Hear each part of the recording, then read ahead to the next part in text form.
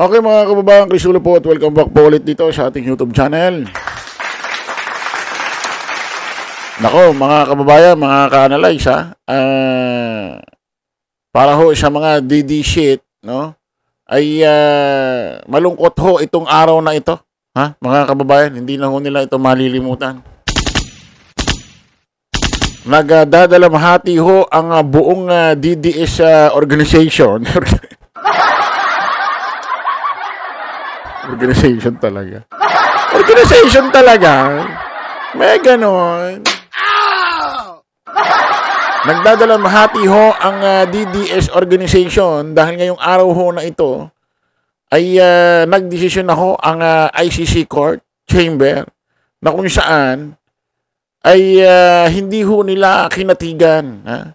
Hindi ho nila pinaburan ang hinihiling or hinihingi ho ng legal counsel or kampo ho ni Digong na kung saan ay siya'y pagbigyan ho ng pansamantalang kalayaan.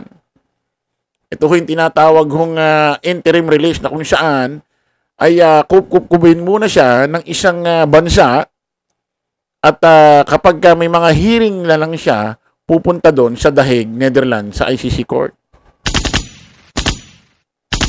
Kumbaga dito sa Pilipinas may kaso ka, magbe-bail muna, diyan ka muna sa bahay mo, chill ka muna, at kapag may hearing ka sa korte, doon ka lang babiyahe at pupunta doon sa court. Nako, mga kababayan, ha? Iba't ibang individual, personalidad ho, ang nagbigay ho ng kanilang saloobin about ho rito sa pagtabla ng ICC Court Chamber dito sa kahilingan ho ni Digong na siya pakawalan muna pansamantala. Ha?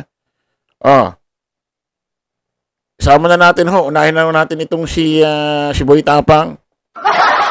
Itong si Vice Mayor Basti Duterte na kung saan siya ho ang acting mayor. Kasi, alam niyo naman si Digong, nanalo ho nung kampanya. Mayor ho dyan. So, acting mayor ho itong si Vice Mayor Basti Duterte. Unahin na natin ito, mga kababayan. At nako G na G ho, galit na galit Pakinggan natin.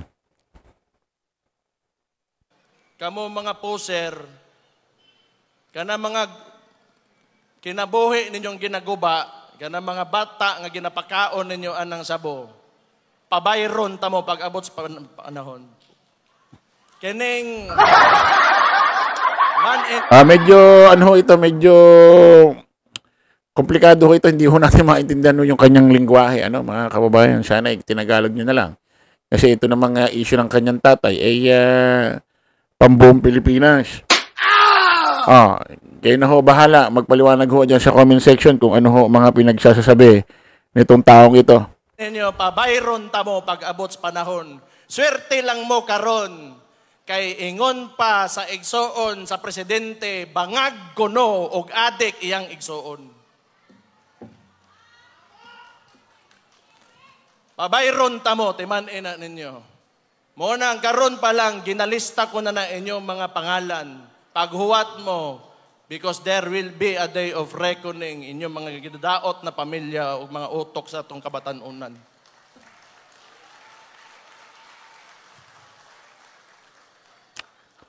Kapuya, ma-high blood, no? Ano ba sabi niya rito? Basahin na lang ho natin yung nasa caption ho ng balita. There will be a day of reckoning, sabi niya, ha? Nagbabala si Davao City Acting Mayor Sebastian Basti Duterte sa mga umano'y dudurugin sa kanilang lungsod. Sinabi rin niyang nakalista na raw ang kanilang mga pangalan. May pasaring din siya sa umano'y investigasyon ng ICI sa lungsod at sa Pangulo na adik at lulong sa droga umano ayon sa kanyang kapatid. Sinabi ni Duterte sa kanyang speech sa pagbubukas ng Pasko Fiesta 2020 sa Davao City nitong Huwebes, November 27. Ako, ito si Bastijo ay galit na galit. Nakalista na raw yung mga addict sa kanila, kung anong-ano. Wala bang nakalagay na Duterte? Baka lang naman. Baka hindi ko naman sinabi kamag-anak. Baka may kaapelido, di ba? Baka lang naman. Ito ho, pangalawa, mga kababayan. Apo yata ito apo ni Digong.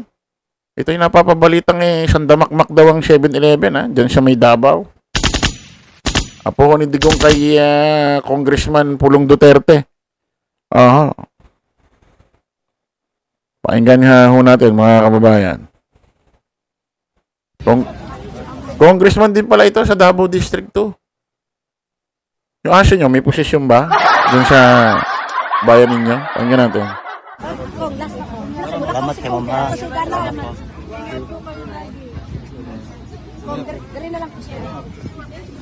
Ito, no?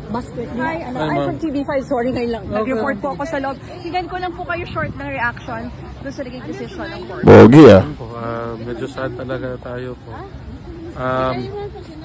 Hindi ko rin maintindihan bakit nag-reject lahat ng grounds.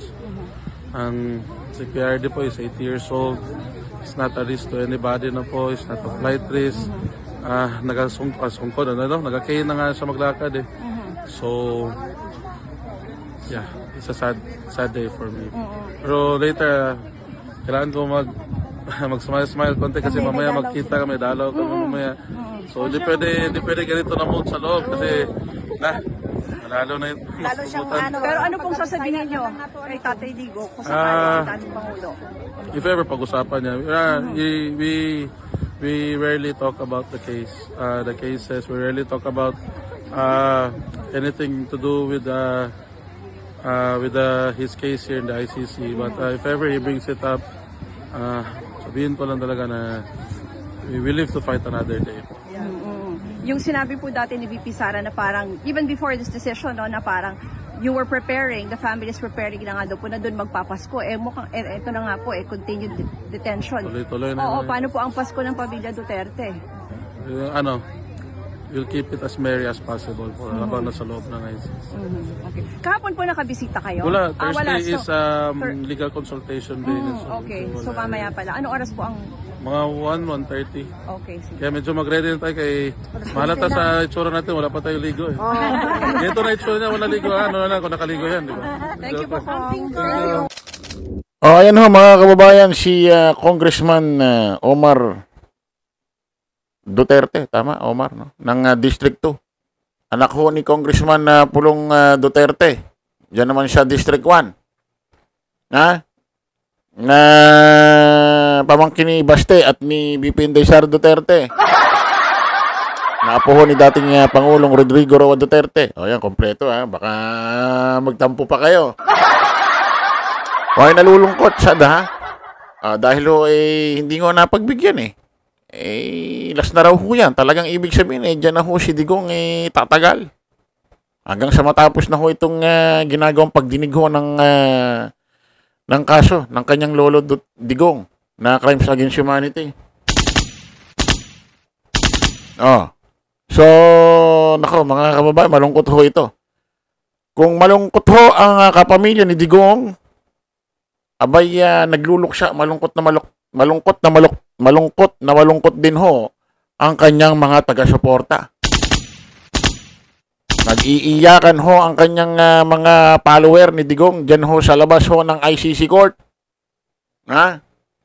At ang inaakap-akap na lang ho yung karton ni Digong, yung standee niya. Halos maglupasay na ho itong mga follower ni Digong. Lungkot na lungkot. Pakinggan nyo ho ito, mga kababayan. Panoorin ninyo. Rights is in this country. Our former president is old. We get nothing.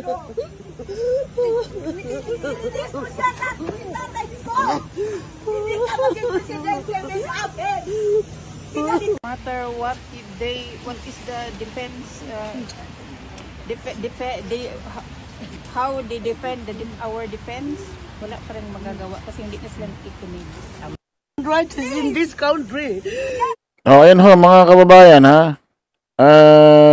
basahin natin ito. My president is old. Ha? Yan din ho sinabi ni Omar Duterte. Matanda na rin kanyang Lolo Digong. Oh, ganito rin yung sinabi ng follower ni Digong. My president is old. O ano bang gagawin?